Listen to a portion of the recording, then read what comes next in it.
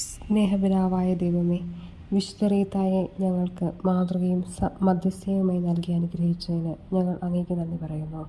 അങ്ങേ ദാസി വഴി അങ്ങ് ഞങ്ങൾക്ക് നൽകിയിരിക്കുന്ന നിരവധി നന്മകൾക്കും അനുഗ്രഹങ്ങൾക്കുമായി ഞങ്ങൾ അങ്ങയെ സ്തുതിക്കുന്നു.